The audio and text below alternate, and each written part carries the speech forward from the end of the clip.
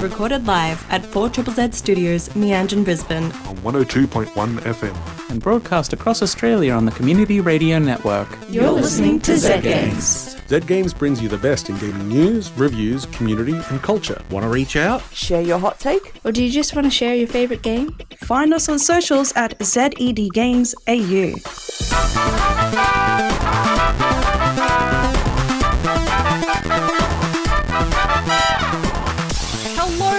Hello. You're listening to Zed Games. My name is Zara, and with me in the studio this week is Caroline and Tom. Woo!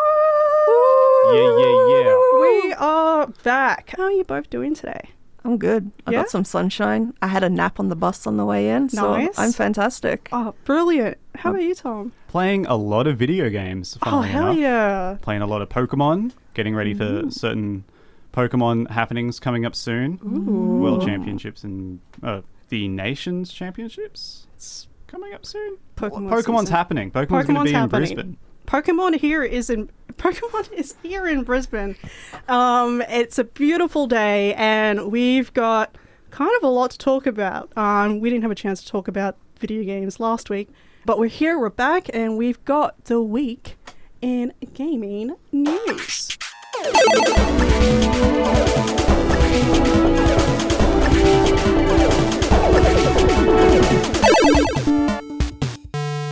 This week in gaming news, Xbox news.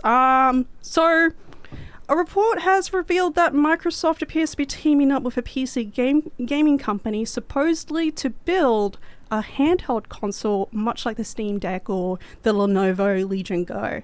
In the past, Microsoft gaming CEO Phil Spencer did tease that a handheld Xbox was a few years out. And this also sort of aligns with the next Xbox console, which will reportedly launch in 2027 and might not be a traditional console. It may be more like a PC that's optimized for your TV than, the typical box that contains my games. Blacks. I mean, that's kind of been what's happening with Xbox. Yeah. Most of their stuff's coming straight to PC straight away. I guess if you've got Game Pass, it goes over to PC anyway. Pretty much. Like there's loads of games that are crossover, and they've been a lot more open to like having a borderless market almost. The distinction between consoles are falling away, so this seems like a logical progression. And we did see that with a few years ago when they announced the Xbox One. Xbox Series X and all that kind of jazz. Which Xbox that was One? A few years ago. They focus more on the Game Pass than the actual console. But yeah, I guess we'll see what they're cooking up pretty soon. Let's see Halo Pocket coming. Oh, God. I'm getting into a Halo phase at the moment, like going back into a Halo phase at the moment, so I hope so. Now's the time. Discord going public. Tom, do you wanna read this one out? Yeah, so Discord appears to be talking with investment bankers about joining the initial public offering market, which might be a good thing for the IPO market in the US and the UK, although the idea has made Discord users nervous about the future of Discord as a platform. Its model currently works by allowing users to use the app for free with the option to pay for additional features like larger uploads and custom emojis. But the Discord spokesperson has said, quote, "We understand there is a lot of interest around Discord's future plans. However, we do not comment on rumors or speculation. Our focus remains on delivering the best possible experience for our users, building a strong, sustainable business." So, Don't you mind about nothing. Just quiet, shush. Let us make money. Users are specifically worried about ads being introduced into Discord. Want ads in Discord, no, please. But if you sign up to Discord Prime, they will make the ads slightly smaller. it's only and for a higher tier, then you can completely disable it. But if you buy the family Discord account, then you get 5 accounts. I'm getting no sick. password sharing. I feel nauseous. I feel nauseous thinking about it. I guess we'll see, because they're not going to comment on rumors or speculation. Party poopers. Rockstar Games is now in Australia. Caroline, do you want to elaborate? Well, Rockstar Games has acquired Video Games Deluxe, which shall now be known as Rockstar Australia. The Sydney-based developers had worked on upgrades for GTA, the Trilogy Definitive Edition, as well as worked on the re-releases for LA Noire and LA Noise. Oh, whoops, that's a typo. Oh, well, haven't you made me look foolish? And LA Noire, the VR case files. Not LA Noise. A bit of noise in LA. Also important to note that Video Games Deluxe is the studio that was formed after Team Bondi disbanded. That is the studio that made LA Noire originally. Yes. So going to be interesting seeing how that develops. I feel like I've been seeing sort of a lot of like the older studios kind of making the rising like a phoenix kind of thing. I'm assuming that this means that we're just going to get more GTA games remastered. I disagree. I think this is a hard confirmation for Bully 2, or as released in Australia, Canis Canem Edit. So maybe we'll get Canis Canem Edit 2, or Bully 2. You heard it here, folks. You heard it here first. Some straight wild from speculation. The mouth. We've also had the Humble Games Showcase 2025. Humble Games they just love bundling games and selling it to you. I don't know how else to really describe them. And they've bundled up a whole showcase of some exclusive, some interesting stuff coming up. We've got things like Breeze in the Clouds, which looks really cute. That's a little like combo action platformer, similar to like a 2D Devil May Cry or Bayonetta combo system with supers and waves and boss fights. You play as a cute little dog. There's also On Your Tail, which I'm interested in. It's a cozy detective adventure game where you're supposed to play as a vacation, like a writer who's on vacation, and the town that you're vacationing in has a bit of a mystery going on. So you've got to do your detective stuff. Well, I'm looking at Town of Zoz, where you play as Ito, who has reluctantly returned to his hometown of Zoz to help his family with their farm and restaurant. So it's, you go out, get ingredients, and cook stuff. I do that in real life. I know, hey. Very realistic. It sounds cute. Anything else, Tom? Yeah, so Humble Games is a separate company from Humble Bundle specifically. This is more about producing games. But I will say that I am interested in Wild Blue, which was teased, and it was my favorite kind of trailer, the kind that has zero gameplay footage. Ooh.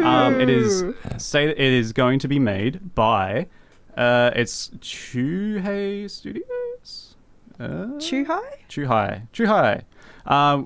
Which is like just an indie studio, but they are bringing on to their team Giles Goddard, who worked on the original Star Fox, and this is looking to be a spiritual successor to the on-rails shooter style Star Fox or Lilac Wars style games. Now, Giles Goddard worked on the original Star Fox on the Super Nintendo back for Argonaut Games, and has mostly just kind of been around, not really making many things that I've seen, but he's worked on the 64 and the that sort of thing. So he's coming out now and he's helping them on this. We'll see how it looks. Like I said, a lot of Phoenix moments lately. It's going to be interesting seeing what Wild Blue ends up being. And like from the screenshots, it looks pretty. I could fly through. I could probably fly through some of these. I think I'll probably be bad at it initially, but that's games. I better have some snarky co-pilots that will talk to me and tell me to do barrel rolls. It is essential that the co-pilots are extremely snarky. Like, it's got to be maximum snarked.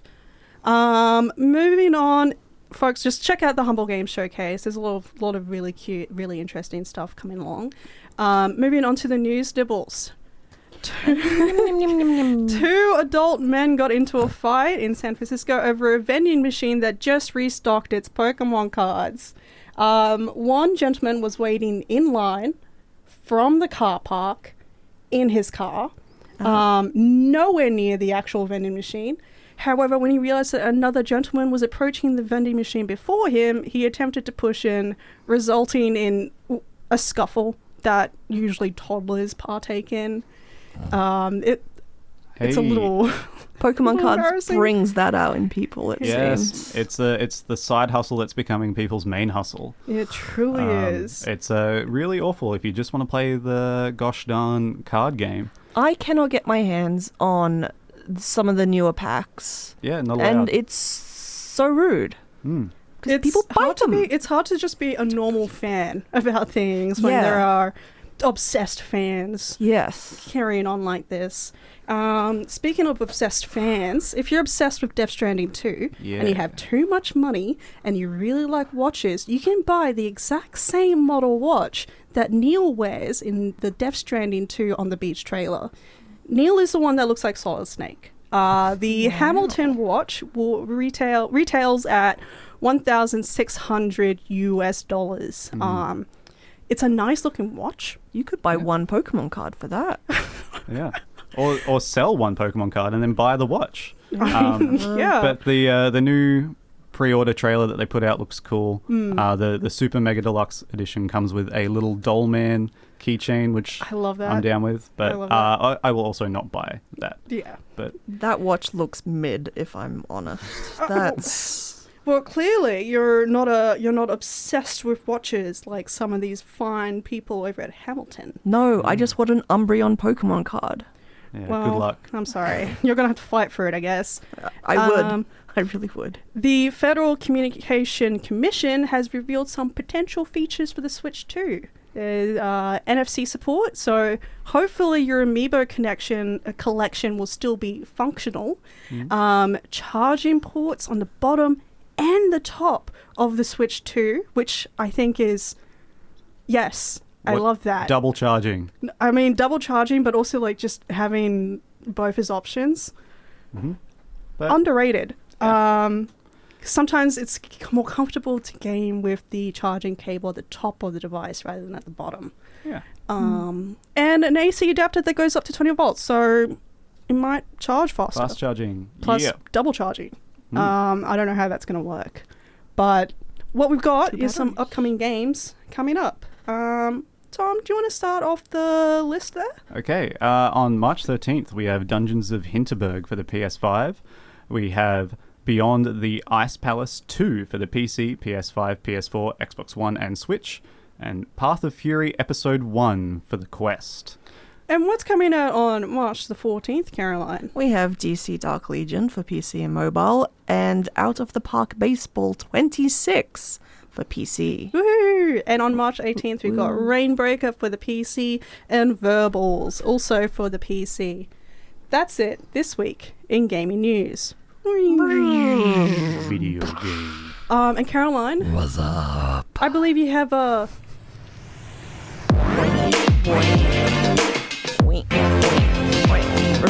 Review. I have a review. game. Hey! Yes. So, alright, today I'll be talking about Stuck in Time, which was previously known as Loop Odyssey, but was changed due to some legal trouble in April of 2022. Legal trouble. Yeah, there was a game with a similar name and a similar art style, but they're not the same game. That's important to clarify. Yes. Yeah. This isn't a rip-off of that game, thankfully. It is its own thing, and it is built as an idle RPG adventure game. It's a tile-based game with pixel art. The art is clear, you can tell what is what, and characters have these cute little looping portrait animations in the storybook.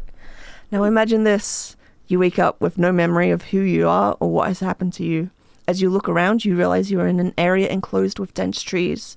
There's no way through, except for a rotting fence. As you try and break the wood to cross, your energy begins to wane and you die. Oh. You wake up. You're back where you started. The scenery is the same as before. Dense trees, rotting fence, but this time you notice a nest of rats and a nearby altar. So what else is there to do except kill some rats and inspect and interact with the altar? And by killing these rats, you gain XP, and at the altar, you can level up, filling you with enough energy to break through the fence before stumbling into a creature with glowing red eyes, and then it disembowels you. Ooh. You wake up. Stuck in Time is a game about repetition, with the premise being that you are trapped in a time loop. The more times you do things, the more familiar you become with them. You figure out the exact point in which to strike to bring down the rotten fence. You know where to place your feet, avoiding slick grass, dodging that obscure divot. You know which way the rats will attack and how to most efficiently kill them. Gradually, your loops become longer and longer, and your knowledge of the area grows. You start with a certain amount of mana, and when that runs out, you die. Everything is reset, inventory, slain monsters, people you've talked to, etc. How do you progress then? Familiarity, I can't pronounce the word. The more you do an action, the quicker you can perform it in the future. Each tile, depending on what it contains, can be interacted with in a different way. These ways being movement, speaking, interacting, and fighting. Depending on what action you take on each tile, the corresponding level of familiarity will go up, and this persists through loop resets. Levels! Killing things gets you XP, and that can be used as altars to level up your spirit, which gives you increased mana, meaning you can perform more actions before you kick the bucket. Heart speeds up the game. Same amount of mana is being used per action, but it's quicker. And body increases the damage you do, as well as causing you to regain a certain amount of health. However, your levels and XP are reset each loop.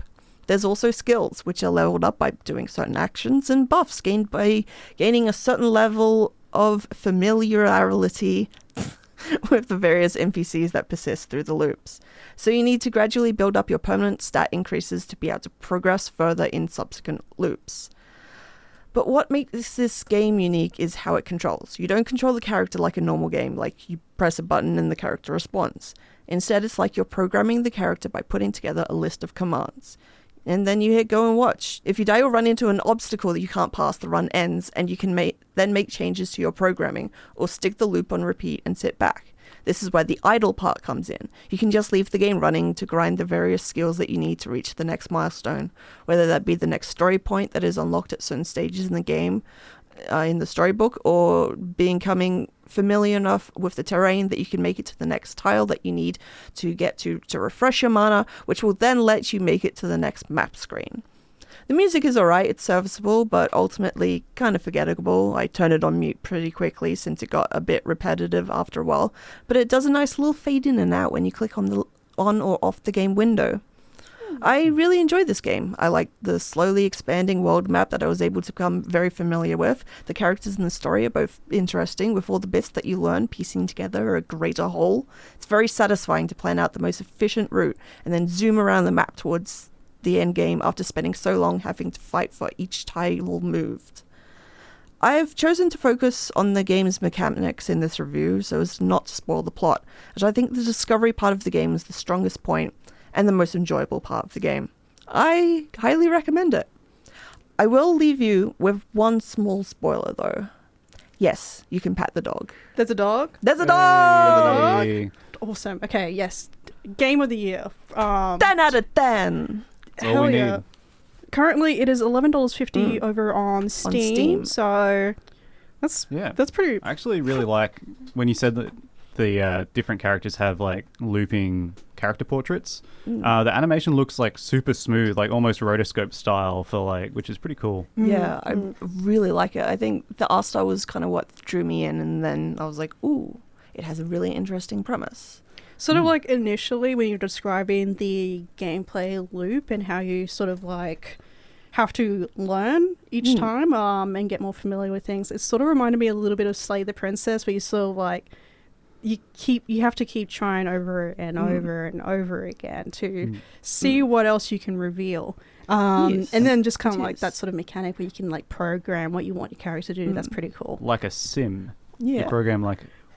The idea is that why it works on you? Possibly. Also, numbers go up. Like, there's little numbers on the tiles with how familiar you are. Going up. And yeah. And the idea is you, instead of building relationships with people, you kind of cheese it. You know exactly what to say to them. It's kind of billed as, which I think is... about what I do in a time loop a lot. I think I would also do that in a time loop. I'll be like, okay, time to make this super efficient, like yes, everything. Yeah. Stuck in time. Yeah. Hell yeah. Going to be...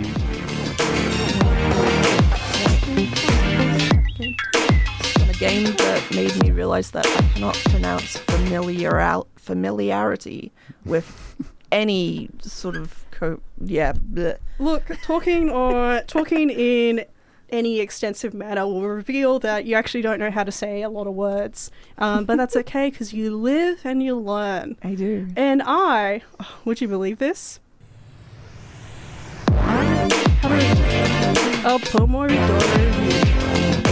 Pomo Farm by Worm.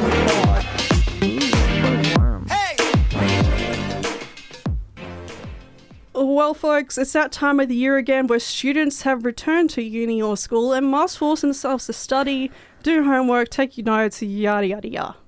And making myself focus is a bit of a balancing act. I get easily distracted. I will procrastinate. In fact, I will often end up doing chores I've been putting off so I can pretend I'm procrastinating for a good reason. I have tried all sorts of tactics: removing distractions, focus playlists, study with me videos, body doubling, artificial deadlines, yada. It's been a lot. What has worked for me so far is a bit of a precarious cocktail of tactics. It's just the right level of stimulus so it helps fill in the parts of my brain that gets bored, like plane watching videos or crochet videos.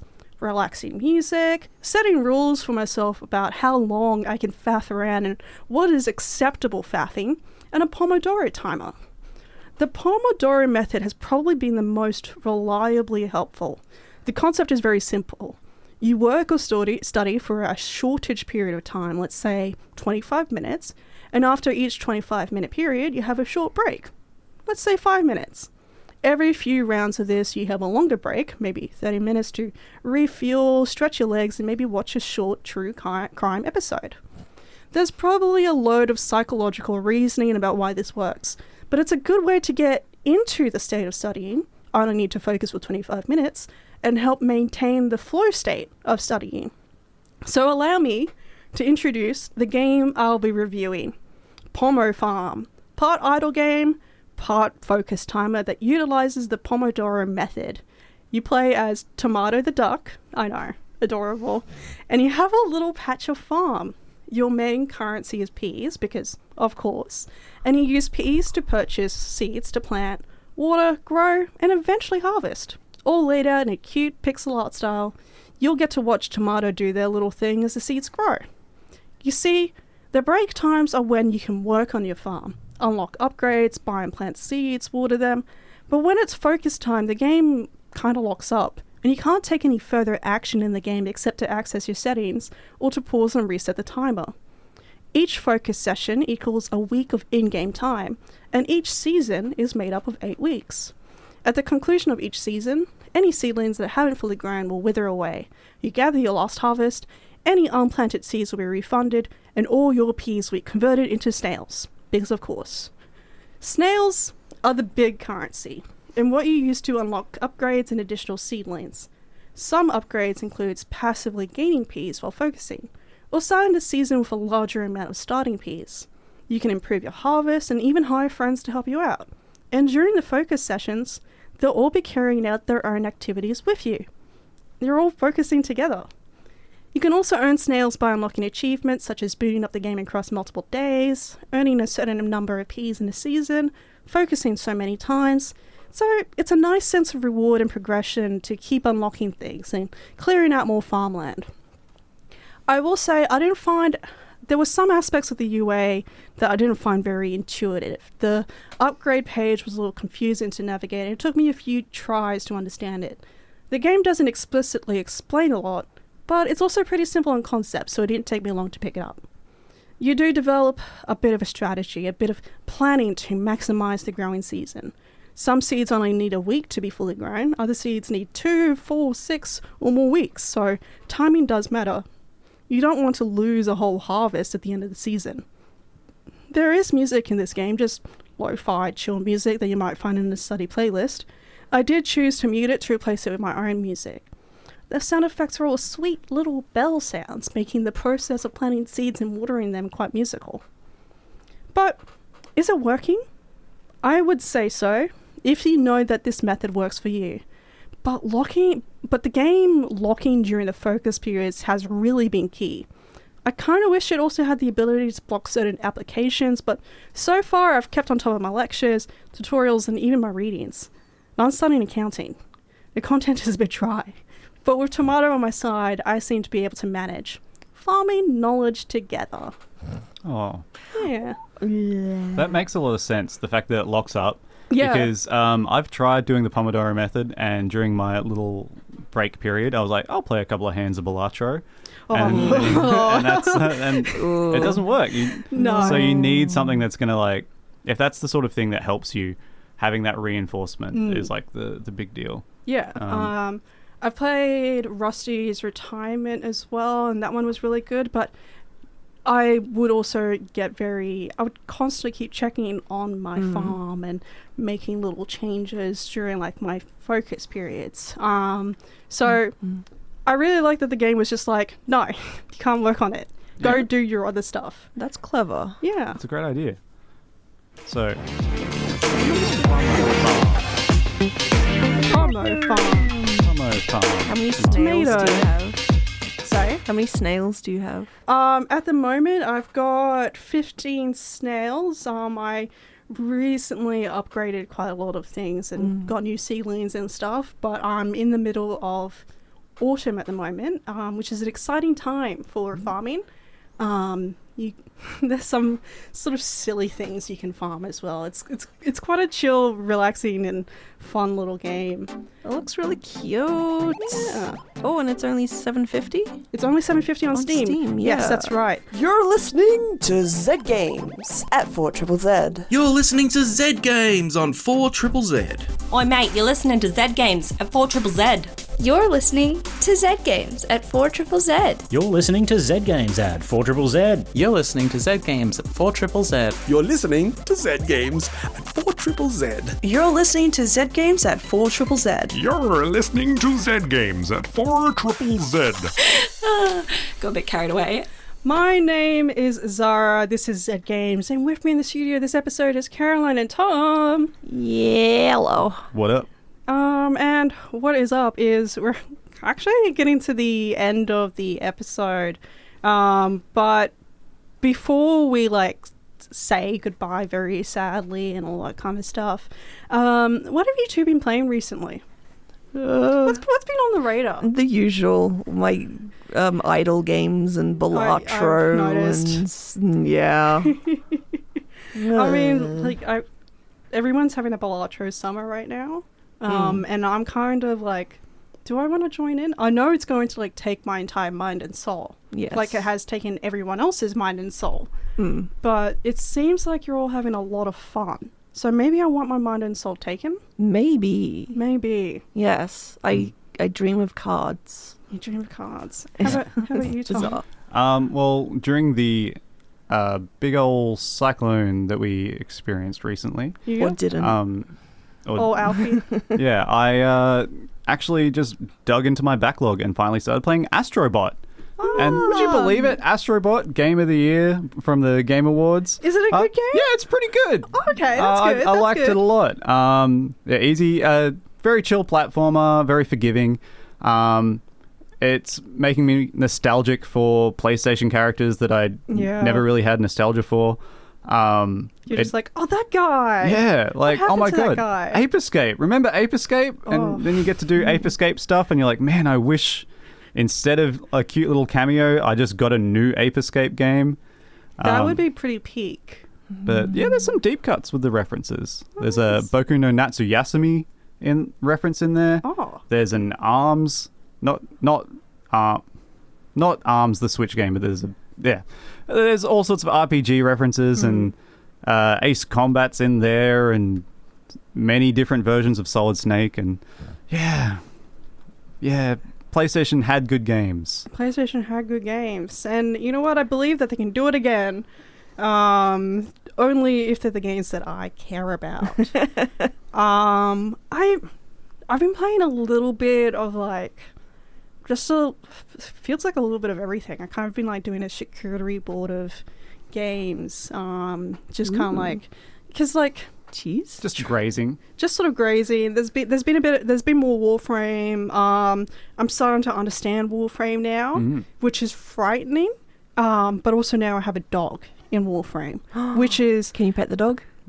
I don't know how to pet the dog yet. I think there's a petting emote. Robot dog or bio dog? It's a bio dog. Like it's a dog. It's a dog.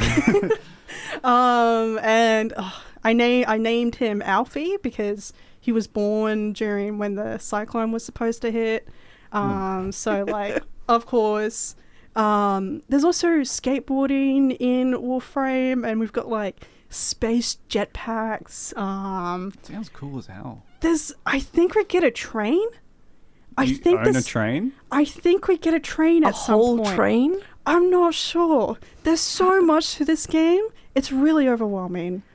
But I at this point I would recommend it to people. Okay. Cool. You know, if you feel like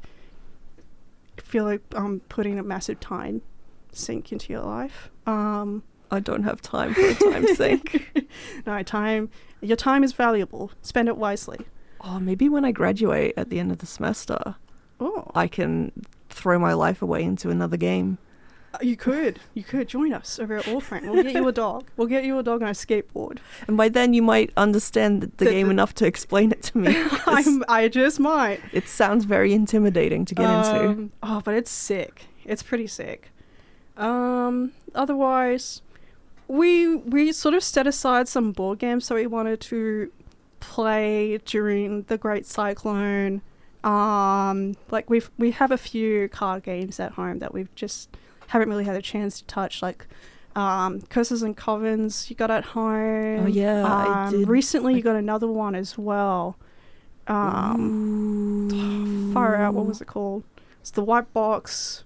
Ooh, Cards Against Humanity. Yes. That's the one. No, that was Zoe. That was Zoe. Okay. And we attempted to play it, and then turns out we misunderstood some rules, and so even though I was winning, despite being only one turn into the game, she's like, nah, we'll start again later. And we haven't. That seems like a trick. That seems like you were actually legitimately winning, and then they were like, no. Apparently it's not legitimately winning if you're only one turn into the thing, and I'm only slightly ahead. But what a turn was that. Amazing first turn. It was great. The stars aligned. I understood the game. I made the move. It was a great move. It always is. It was. You say that mockingly? Oh no! I mean, like, quite sincerely, it's always a great move. Yeah. The move that would have won the game for you. But it wouldn't have won with, like I said, it was the first turn or the second turn. Yeah. Sounds like, I don't know. Maybe you need a replay or something. Like you need a referee. But until next time, stay safe, play games. I love you all. Eat your vegetables. And goodbye. Goodbye. See ya. Thanks for listening to Zed Games. If you'd like to listen to more, you can find us on the Community Radio Plus app or find us on socials at Zed Games AU. See you next time.